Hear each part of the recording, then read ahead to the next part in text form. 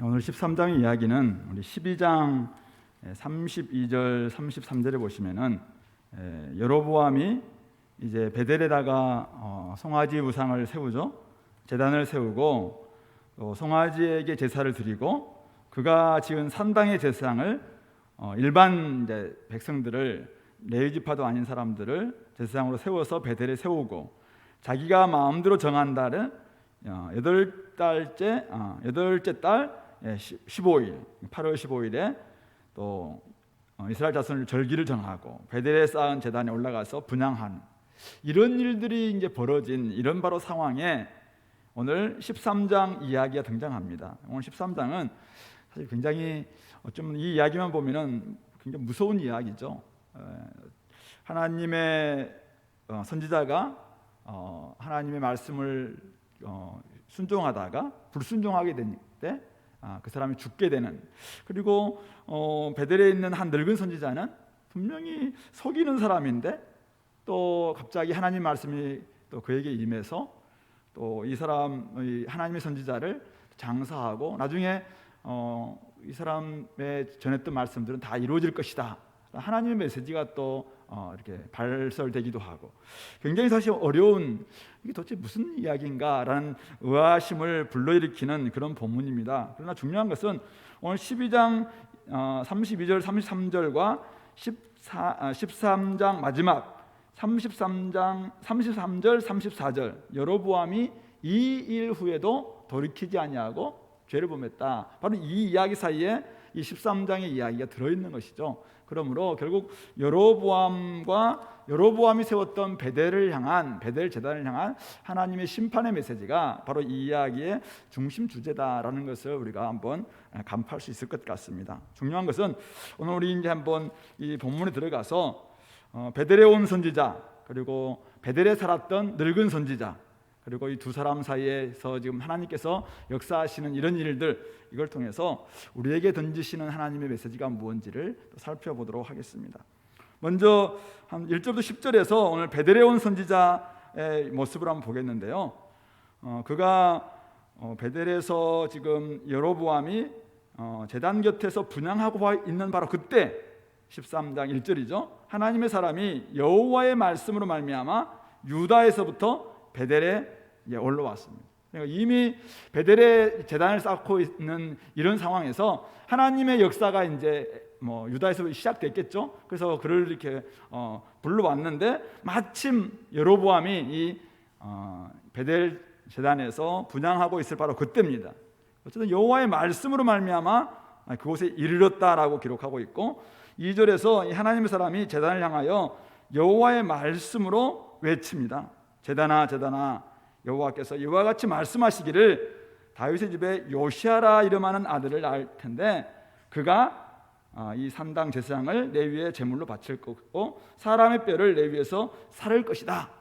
베델의 제단을 향한 심판의 메시지를 지금 바라는 것이죠. 근데 사실은 한참 뒤에 있을 요시아, 오랜 세월 뒤에 일어날 한 요시아라는 왕에 대한 이야기를 여기서 하고 있는 그런 이야기를 뜬금없이 이야기하는 거죠. 그러니까 요시아가 당시에 여로보암 때는 그런 사람이 있을지 없을지 어떻게 알겠어요. 그런데 이게 과연 하나님 말씀인가? 사실 잘 모르겠죠. 그때 바로 그날의 징조가 사인이 하나님의 이 말씀이라는 사인이 이제 일어나는데 3절이죠. 여호와께서 말씀하신 징조라 제단이 갈라지며 그 위에 있는 재가 쏟아지리라, 이렇게 하나님의 사인이다라는 이야기를 합니다.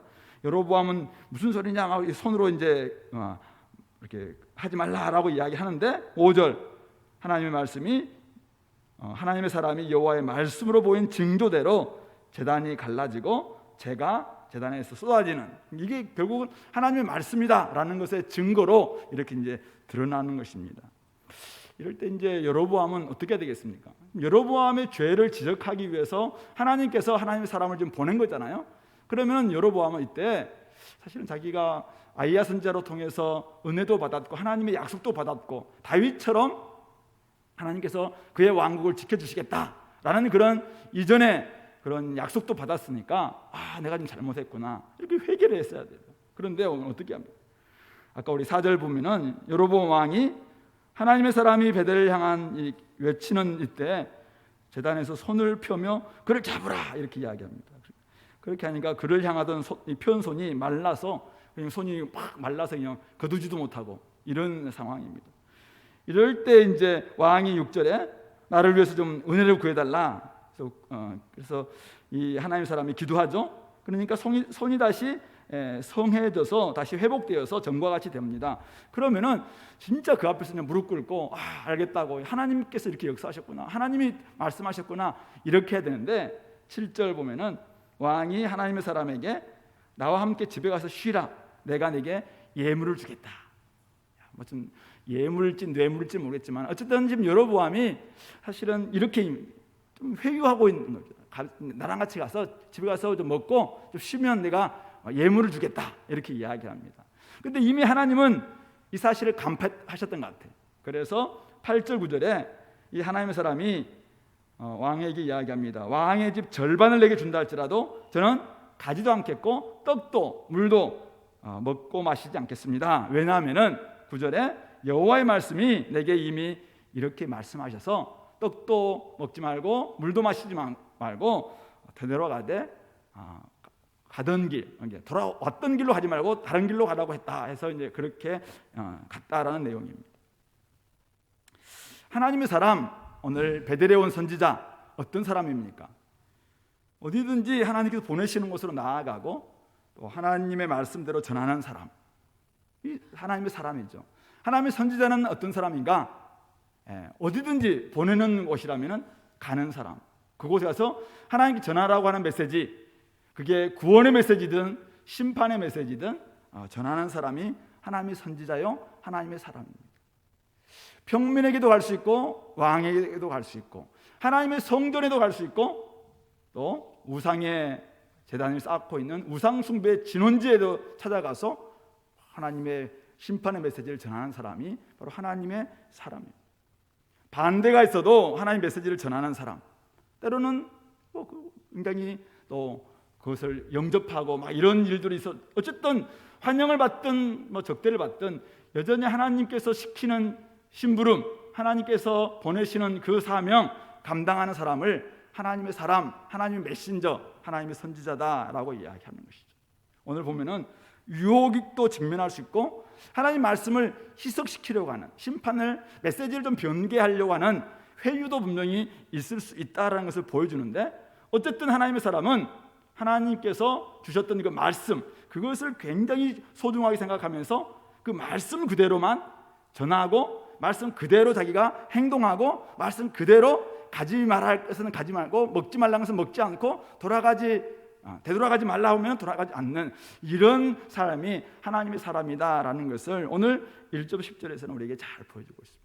그래서 오늘 굉장히 반복하고 있는 단어가 1절에도 하나님의 여호와의 말씀으로 말미암아, 2절에도 여호와의 말씀으로 외쳤다, 여호와께서 이같이 말씀하셨다, 3절에서도 여호와께서 말씀하신 징조다, 5절에서도 여호와의 말씀으로 보인 징조대로, 6절에도 여호와께서 은혜를 9절에도 여호와의 말씀이 내게 명하여 이렇게 했다. 계속해서 여호와의 말씀을 반복하고 있는 것입니다. 오늘 우리의 삶이 진짜 하나님께서 우리를 택해서 보내는 곳에서 우리가 하나님의 말씀을 전하고 하나님의 말씀대로 살려고 할 때는 우리는 하나님의 사람이라면, 하나님이 보낸 사람들이라면 우리는 어디든지 하나님 메시지를 들고 가서 선포하고 또 전하고 또 살고, 이런 사람이 결국 우리 그리스도인이 아닌가, 작은 선지자, 작은 사도 이렇게 말할 수 있을 것입니다. 때로는 우상 숭배를 조장하고 사람들을 강압하고 그 길을 부추기고 있는 이 여로보암 같은 사람, 권세를 가지고 있는 사람이죠. 그 앞에 가서 하나님께서 이렇게 말씀하셨다면서 막 재단에 엄청난 심판의 메시지를 전할 때 얼마나 두렵고 사실 떨리겠습니까? 이전에 아도람, 그죠? 노동의 역군의 감독, 이 사람 그곳에 가서 보냈지만은 돌 맞아 죽고 막 이런 일도 벌어지는 것 아니겠습니까? 그러니까 사실은 지금 굉장히 두려운 것입니다. 가서 이 제단이 무너질 것이다. 그거 제단을 지금 자기들은 막 소중하게 생각하는 곳 가서 제단이 무너질 것이다 이렇게 선포하는 일이 결코 쉬운 일은 아니겠죠. 그러나 오늘 우리 이 하나님의 사람이 보여주고 있는 모습은 하나님의 말씀이 그걸 요구한다면 우리는 하는 거죠. 죄와의 단절, 강하게 메시지를 전하라 라고 할 때는 죄와의 단절 강하게 전하고, 그것이 때로는 우리 삶 가운데서 좀 여러 가지 어려움이 온달지라도 사실은 그렇게 전할 수밖에 없는 사람들이 바로 하나님의 사람이고 하나님이 보낸 사람들이다. 늘 하나님의 말씀으로 말미암아 살아가는 사람들, 그런 사람들이 하나님의 사람들이다라는 것을 보여주고 있습니다. 오늘 우리가 이제 복음을 들고 세상에 나아가서 복음 전할 때도 사실은 이런 태도가 필요합니다. 죄와 불법 끊으라 외쳐야 될 상황이 있다면은 사실 그래서 세상은 끊임없이 우리에게 회유, 협박 또는 유혹, 아니면 내 안에서의 좀 스스로 움츠러듦 이런 것들이 좀 있을 수 있겠죠. 그러나 그럼에도 불구하고 하나님께서 이게 분명하게 우리에게 주신 사명이고 또 그런 메시지가 분명하다면 하나님 말씀을 기억하는 거죠. 말씀이 뭐라고 이야기하는 거야. 그 말씀에 의해서 우리는 때로는 구원의 메시지를 전하고 때로는 심판의 메시지를 전하고 끊임없이 좀 약화시키려고 하고 회유하려고 메시지를 조금 변하게 하려고 하는 그런 시도들은 옛날이나 지금이나 끊임없이 있을 겁니다. 그러나 여전히 하나님의 말씀이 뭐라고 하는가, 거기만이 우리의 기준입니다. 그걸 가지고 우리가 나아가는 이런 태도가 필요한 것이고, 죄의 길에 되돌아가지 말라라는 말씀이 우리가 늘 좀 잣대가 되어서 그렇게 살아가는 그런 사람들이 돼야 될 줄로 믿습니다. 두 번째로 이제 11절부터 19절 보면 갑자기 이제 베델의 늙은 한 선지자가 등장합니다. 이 사람이 11절 보면 그 아들들이 와서 이제 한 선지자가 하나님의 사람이 베델에 와서 행한 일, 또 여로보암 앞에 전해주었던 그 메시지를 다 전해줍니다. 그러니까 갑자기 늙은 선지자가 아들들한테 좀 안장을 지어라, 말에 안장을 지어라 이렇게 부탁을 하고, 아들들이 일러준 길로 하나님의 사람을 막 뒤따라갑니다. 왔던 길을 사람들이 많이 봤겠지만 되돌아갈 때는 다른 길이었기 때문에 사실 본 사람이 없으면 어느 길인지 모를 텐데 이 아들들이 그것을 봤어요. 근데 가서 보니까 상수리 나무 아래 그가 앉아 있는 겁니다. 그래서 이제 늙은 선지자가 유다에서 온 하나님의 사람에게 자기 집으로 가서 고생했으니까 떡도 먹고 함께 물도 마시고 좀 쉬었다 가라 이렇게 이야기하죠. 여로보암 왕이 회유했던 그 회유를 그대로 이 하나님의 늙은 선지자가 이야기하는 겁니다. 이때 17절 똑같이 그는 여호와의 말씀이 내게 이르시기를 떡도 먹지 말고 물도 마시지 말고 오던 길로 되돌아가지 말라 하셨습니다. 다 거절하죠. 잘했습니다. 그런데 갑자기 18절 이 늙은 선지자가 재차 말합니다. 나도 같은 선지자다. 나도 그대와 같은 선지자다. 근데 천사가 여호와의 말씀으로 내게 이르기를 그를 내 집으로 데리고 돌아가서 그에게 떡을 먹이고 물을 마시게 하라 했다. 이렇게 이야기하는 거예요. 근데 오늘 성경 저자는 이는 그 사람을 속임이라. 명확하게 이것이 어떤 메시지인가라는 것을 우리에게 잘 알려줍니다. 근데 이 메시지를 들었던 지금 베델에서 온 선지자는 과연 이게 나한테 주셨던 말씀과 이 늙은 선지자 같은 선지자라고 이야기하는 이 사람의 메시지가 지금 충돌하고 있는 거잖아요. 근데 과연 이게 하나님으로부터 온 메시지인가 아니면 이 사람이 지금 나한테 이야기하는 메시지인가, 이거 헷갈리겠죠. 고민을 했을 거라고 생각해요. 고민하지 않았겠습니까? 근데 고민을 했는데 결국 어떻게 합니까? 19절 이에 그 사람이 그와 함께 돌아가서 그의 집에서 떡을 먹으며 물을 마셨다라고 기록하고 있습니다. 속임수에 넘어가서 그냥 하나님이 하지 말라는 죄를 지었다라는 것이죠. 이 베델의 늙은 선지자, 참 선지자인가요? 거짓 선지자인가요? 오늘 물론 이 열왕기상 13장은 누가 참 선지자인가 거짓 선지자인가 이것을 이야기하려고 하는 장은 아닌 것 같습니다. 그러나 이것만 봤을 때는 그걸 속이고 있잖아요. 속이고 있어요. 참 선지자라면 당연히 여로보암이 단과 베델에 송아지 우상을 만들고 막 그랬을 때 찾아가서 책망하고, 어쩌면 하나님이 이 늙은 선지자를 사실 보내서 가서 메시지 전해라 이렇게 하지 않았겠습니까? 그런데 지금 유다로부터 온 이 하나님의 사람, 일 잘 마치고 돌아가고 있는 그 사람을 찾아가지고 이렇게 하나님으로부터 온 메시지도 아닌 이 거짓 속임수를 가지고 이 사람을 지금 꿰고 있는, 당연히 제가 보기엔 뭐 거짓 선지자죠. 그냥 어쩌면은 단 이 베델에서 함께 그동안 그냥 이 여로보암의 권세 앞에서 조금 기가 죽고 있었던 것은 아닐까 이렇게 생각해 봅니다. 어쨌든 거짓말로 속였다는 것 자체가 이미 그의 정체가 사실은 좀 보여지고 있는 것 같습니다. 자, 그런데 그가 여호와의 말씀대로 행하고 하나님의 명령에 따라서 돌아가는 하나님 선자를 무너뜨리기 위해서 지금 여로보암 같은 내용으로 좀 회유했을 때, 또 뭐 이 베델에서 온 선자는 그것을 딱 거절합니다. 그런데 다시 한번 내가 같은 선지자다, 또 그러면서 이전과는 다른 메시지를 주신 것처럼 그렇게 이야기했을 때 지금 이 하나님의 사람이 거기에 속아 넘어갔다는 사실이죠. 엄청난, 이거는 참 안타까운 일이죠. 아쉬운 일이고, 결국 우리에게 이제 이 19절까지만 생각해 본다면은 참 양의 옷을 입고 다가오는 늑대와 같은 거짓 선지자들이 정체, 우리가 참 있을 수 있다는 것이죠. 그렇기 때문에 우리는 끊임없이 섰다고 생각할 때 넘어질까 조심하라, 이 메시지, 신약의 메시지지만은 어쨌든 우리가 늘 조심해야 됩니다. 내가 잘 마치고 이제 일 잘 마치고 가는 길에, 그죠? 끝까지 좀 충성했어야 되는데 가는 길에 지금 방심했겠죠. 그냥 이렇게 하니까 넘어갔습니다.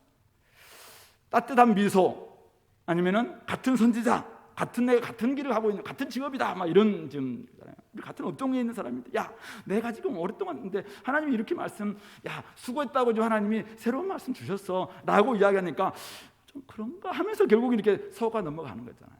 이런 모든 것들이 때로는 말 잘하고 막 능력 행하고 막 이런 사람들 앞에서 우리가 저 사람도 선지자 아닐까? 이렇게 하면서 이제 무너질 수 있다는 것이죠.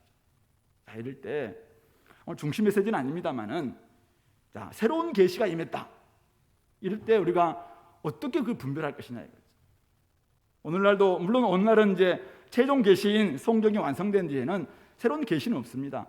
그래서 누가 뭐 새로운 계시를 받았다, 가짜다고 보시면 거의 100%입니다.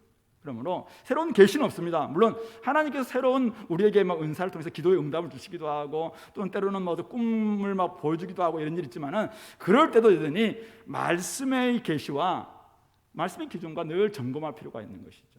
만약 이 사람이 지금 이 하나님의 사람이 이 늙은 선지자에게 하나님께서 이렇게 허락해 주셨다라고 이야기했을 때 이 말씀이 과연 맞교에서 어떻게 됩니까?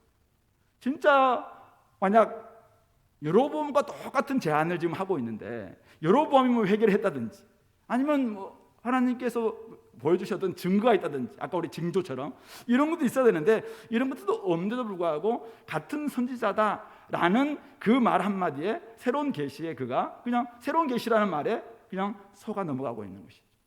그러므로 오늘 우리 삶 가운데 있었잖아요. 하나님 말씀이 여러분들이 잘 무장하지 않으면은, 하나님의 말씀이라는 분명한 이 잣대가 불분명하면은 여러분들이 자꾸 누군가에서 받았던 새로운 계시, 새로운 어떤 능력, 새로운 은사, 새로운 어떤 꿈, 환상, 이런 것들 가지고 우리가 속아 넘어갈 수 있다는 것이죠.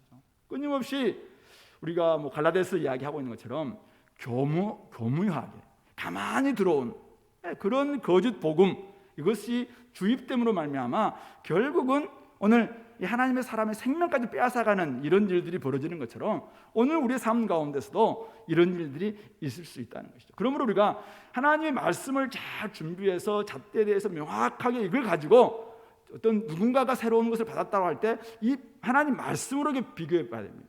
나에게 하나님께 말씀하시지 않고, 만약 여로보암이 변화되지도 않고 여로보암의 저 베델 제단이 지금 사실은 언제 바뀌지 않았음에도 불구하고 왜 이런 말씀을 주셨을까라는 부분들을 충분히 한번 생각해 봤어야 되는데, 그렇지 않고 그냥 하나님의 사람이다, 나한테 새로운 말씀이 임했다, 거기에만 이제 넘어간 이런 잘못들이 아닌가. 어쨌든 우리가 복음의 진리 안에 굳게 서 있어야지, 말씀이라는 이 권위 앞에 우리가 여러분들이 잘 준비되어 있을 때 그걸 가지고 새로운 누군가가 이야기하고 있는 그것을 분별할 수도 있겠다라는 것을 우리가 기억했으면 좋겠습니다. 오늘 이제 바로 20절부터 넘어가겠는데요. 근데 이 두 사람의 이야기가 굉장히 어려운 점은 바로 그 다음 때문에 그렇습니다. 그들이 상 앞에 앉아 있을 때, 자, 앞에서는 분명히 우리 19절까지에서는 하나님의 사람과 베델의 늙은 선지자, 누가 하나님의 보낸 사람이고 누가 하나님의 선지자인가 좀 드러났잖아요. 그런데 갑자기 20절 보면은 상 앞에 앉아 있을 때 여호와의 말씀이 그 사람을 데려온 선지자, 이 늙은 선지자에게 임합니다. 갑자기 베델에 온 선지자한테 하나님 말씀이 임해가지고, 야, 그 말, 네 죄를 범했다, 네가 잘못했다, 뭐 이렇게 했으면은 사실은 근데 갑자기 이 늙은 선지자한테 그 말씀이 임합니다. 그러면서 뭐라고 얘기합니까? 유다에서 온 하나님의 사람을 향하여 외쳐 이르되 여호와의 말씀에 네가 여호와의 말씀을 어기고 내 하나님 여호와께서 내게 내리신 명령을 지키지 아니하고 돌아와서 여호와가 너더러 떡도 먹지 말고 물도 마시지 말라 하신 곳에서 떡을 먹고 물을 마셨으니 네 시체가 내 조상들의 묘실에 들어가지 못하리라 하셨느니라. 갑자기 늙은 선지자로에게 하나님의 메시지가 확 이렇게 발설되는, 막 드러나게 되는 것입니다. 그리고는 다른 것도 없습니다. 바로 23절, 자기가 데려온 선지자가 떡을 먹고 물을 마신 후에 그를 위하여 나귀의 안장을 딱 지우고, 안장을 지우고 이제 보내는 거죠. 딱 가는데 24절, 그 사람이 가는데 갑자기 사자가 나타나서 그냥 확 그를 죽였어요. 그런데 사자가 자연적으로 우연히 만난 사자였다면 바로 확 잡아먹었겠죠. 그런데 하나님께서 보낸 심판의 도구였기 때문에 그의 시체가 길에 버려진 바 되고 나귀는 그 길에 곁에 서 있고 사자도 그 시체 곁에 서 있는, 짐승들이 지금 두 마리가 다 지금 이 시체를 지키고 있는, 그죠? 나귀는 자기 주인이기 때문에 아마 지키고 있는 거고, 사자는 누가 못 가져가게 해서 지키고 있는지 딱 지키고 있는 이런 모습을 보는 거예요. 그러니까 지나가는 사람들도 지금 사자는 건들지 않고 있어요. 지나가는 사람들이 이상한 광경이잖아요. 시체는 딱 있는데 나귀도 거기서 지키고 있고 사자도 지키고 있는 이상한 환경을 보고는 베델에 가서 늙은 선지자에게 그 사실을 이야기하니까 늙은 선지자가 뭐라고 이야기합니까? 26절에 이는 여호와의 말씀을 어긴 하나님의 사람이로다. 여호와께서 그에게 하신 말씀과 같이 여호와께서 그를 사자에게 넘기심에 사자가 그를 찢어 죽였도다. 이렇게 말하면서 다시 이제 또 아들들에게 또 안장 좀 지우라 하고는 두 번째는 또 안장을 지우고 와서 그 시체를 가지고 돌아가서 하나님 시체를 장사하면서 막 슬피 웁니다.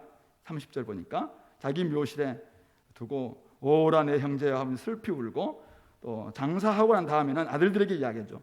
나도 나중에 죽거든 이 사람 옆에다가 묻어달라 이렇게 이야기하고는 32절 말씀을 같이 한번 읽어볼까요?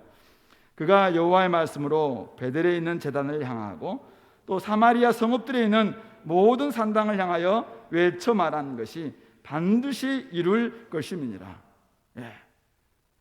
뭐라고 이야기합니까? 이 사람이 지금 이렇게 죽었지만은 이 사람이 말한 여호와의 말씀으로 베델에 있는 제단을 향했던 말씀, 그리고 사마리아 성읍들에 있는 모든 산당을 향하여 외쳐 말했던 그 말씀 반드시 이루어질 것이다. 늙은 선지자 입에서 이 아들들에게 딱 이렇게 하고 이 이야기는 끝나고 있습니다. 자, 갑자기 늙은 선지자가 이제 하나님의 선지자가 좀 되고 있는 거죠.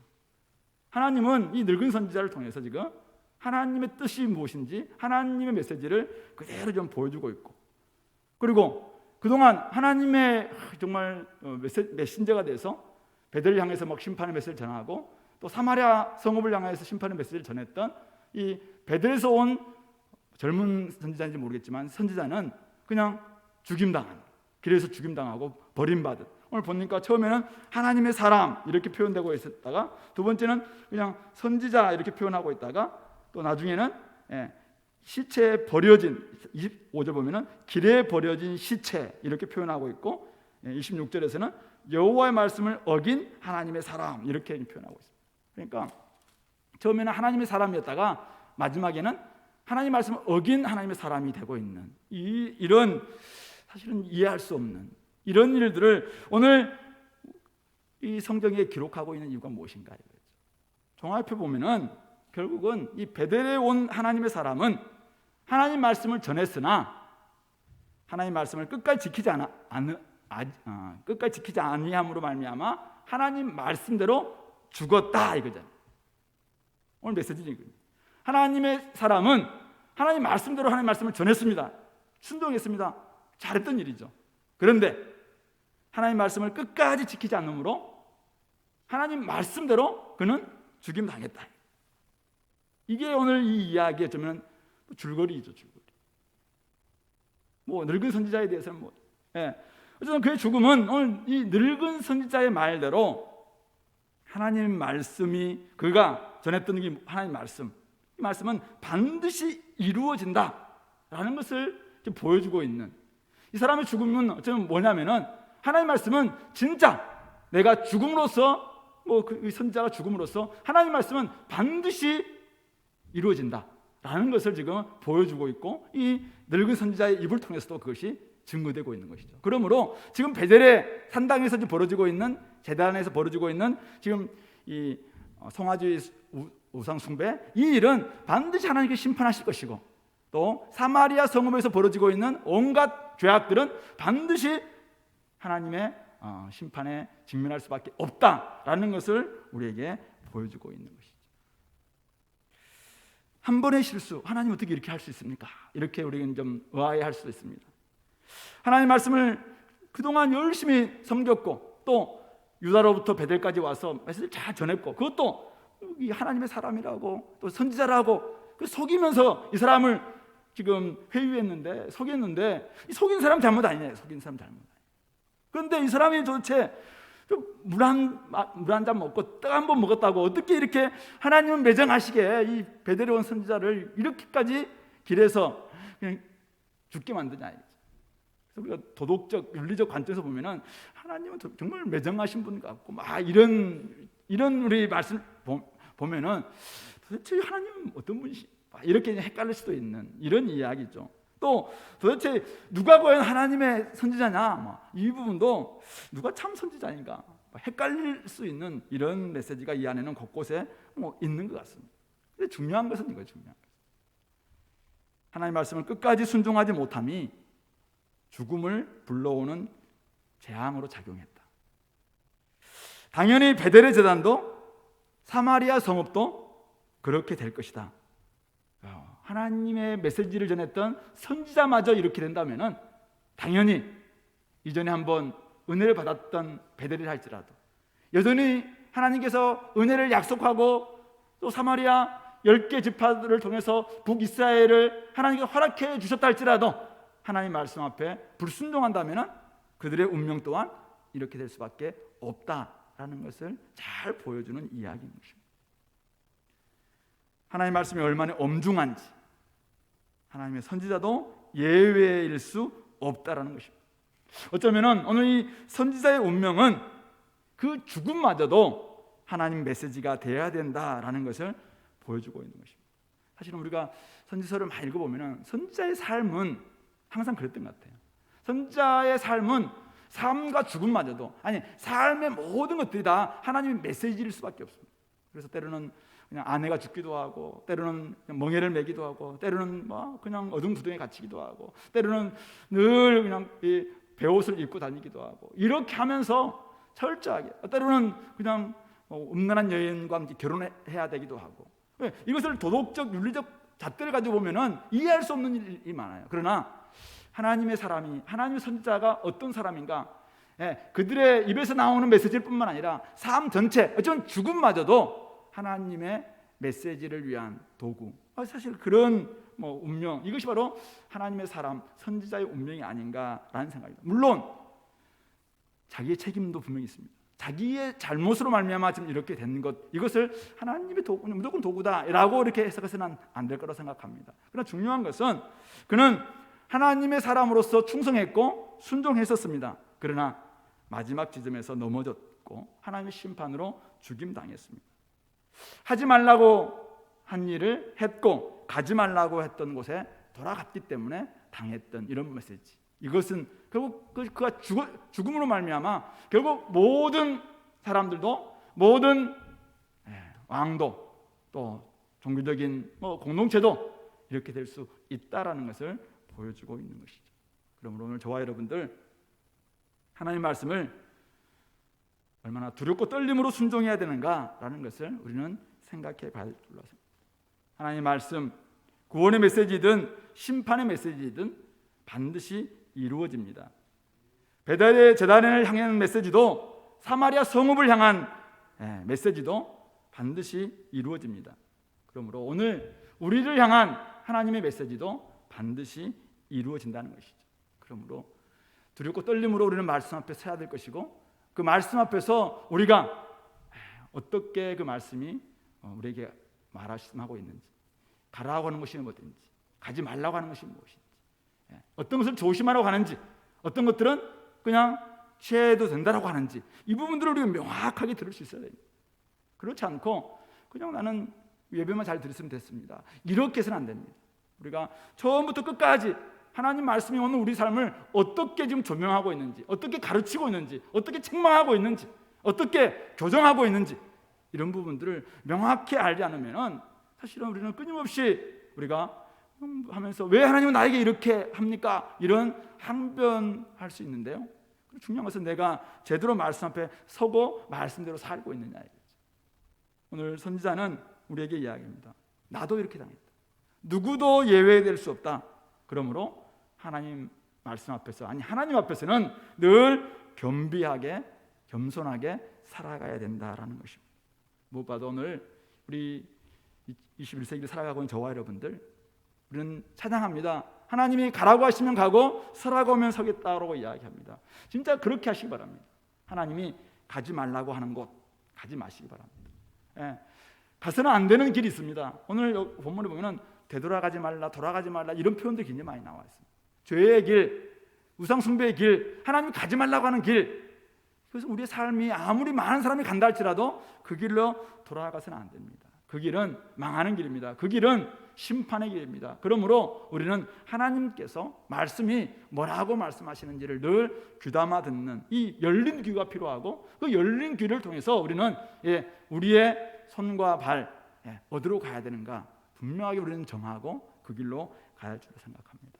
죄의 길, 결코 여러분들 그것은 수많은 사람들이, 아무리 많은 사람들이 가는 넓은 길이라 할지라도 그 길은 망하는 길이고, 그 길은 심판의 길이고, 그 길은 하나님 앞에서 패망의 길이라는 사실을 깨닫고 결코 그 길은 가지 않는 그런 결단이 있게 되기를 간절히 소망합니다.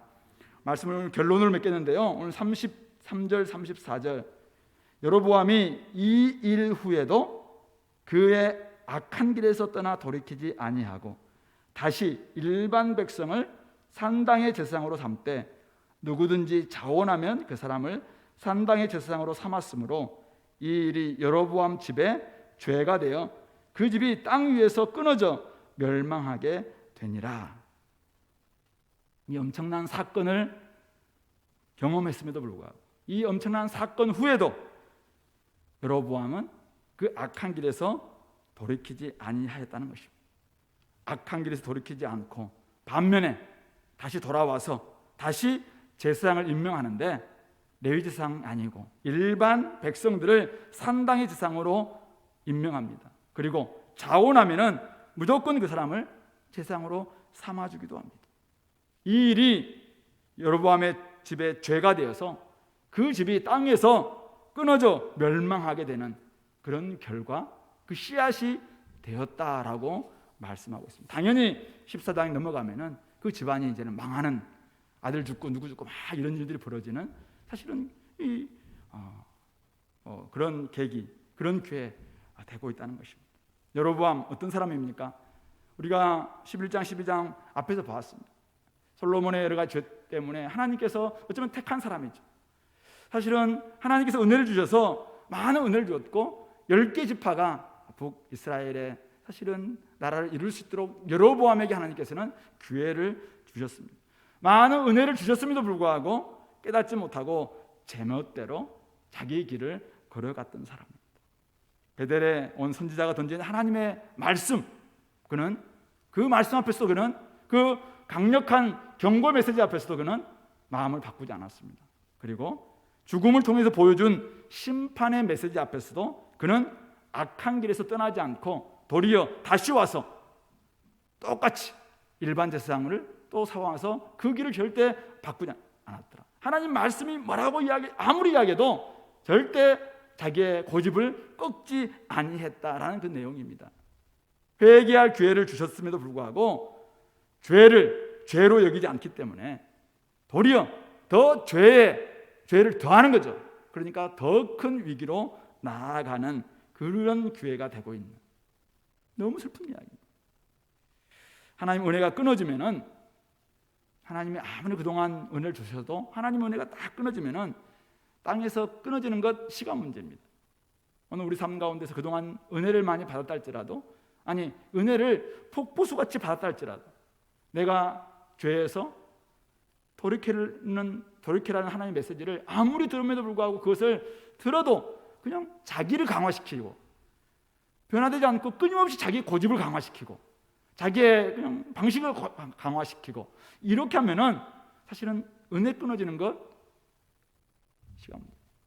우리는 날마다 겸손하게 끊임없이 하나님은 우리에게 말씀하십니다. 끊임없이 선지자를 보내기도 하고 또 다양한 방식으로 우리에게 말씀을 전해주십니다. 바꿔라, 네가 좀 더 겸손해져라, 무릎 꿇어라, 항복해라, 네 자신이 죽어라, 이렇게 말씀함에도 불구하고 끊임없이 우리는 그런 말씀을 통해서 그는 저 친구에게 해당되는 말이다, 저거는 저분에게 해당되는 거다, 이렇게 생각하면서 자기를 버리지 않고 자기를 계속 강화할 때 자기만 죽는 게 아니라, 자기 고집은 결국 자기만 죽는 게 아니라 자기 집 사람들마저도, 공동체마저도 어쩌면은 어려움을 당하게 하는 그런 연대적인, 사실은 엄청난 이렇게 책임이 될 수 있다라는 것을 기억하시기 바랍니다. 단지 여로보암뿐이겠냐 이거죠. 오늘 베델, 하나님의 집이란 뜻입니다. 이전에 야곱이 정말 그곳에서 돌단을 쌓고 정말 하나님의 집이다라고 할 때 하나님의 그 은혜가 오르락내리락 천사가 하는 그런 은혜를 경험하면서 아주 그곳은 이스라엘 백성들에게 하나님의 어쩌면 이곳에 가면 하나님을 만날 수 있다, 어쩌면 그런 것 아니겠습니까? 그런 하나님의 집이라는 베델이 지금 어떻게 바뀌고 있습니까? 하늘 문이 닫히는 거죠. 닫히는. 하늘의 문이라고 하는 이 베델이 하늘 문이 딱 닫히면 어떻게 됩니까? 닫히면은 이미 거기서는 더 이상 은혜가 없는 거죠. 인간의 욕망만이 가득 찰 것이고, 금송아지 더 멋지게만 또 우상 만들 수도 있겠죠. 그러나 그것은 하나님 보시기에는 아무것도 아닙니다. 종교적인 열망, 열정, 열심 엄청나게 드러낼 수 있습니다. 그러나 거기는 하늘로부터 아무것도 내려오지 않는 자기의 열심 속에서만, 자기만 계속 강화하는 이런 모습이 될 수밖에 없는 것이고, 그렇게 될 때 베델의 제단도 아무리 그곳에서 수많은 재물이 들어준다 할지라도 베델 끝나는 것이죠.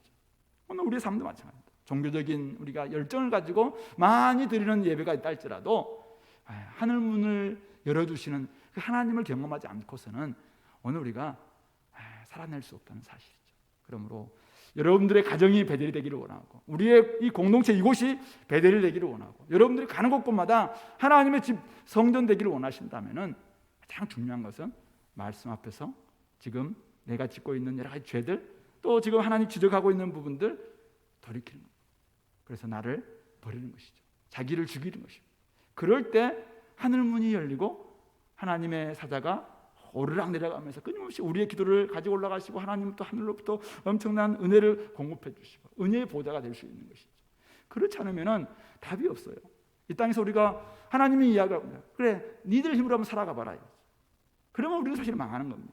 그러나 하늘문을 열어주시면서 끊임없이 성령을 공급해 주시고 성령의 은사를 공급해 주시고 우리가 할 수 없는 일도 하나님의 은혜로 말미암아 공급해 주는 그런 베델이 될 때, 그곳은 진짜 하나님의 집이 되는 것이고 하나님의 은혜가 우리의 삶을 다시 한번 더욱더 살리는 놀라운 은혜의 역사가 있을 수 있다는 사실이죠.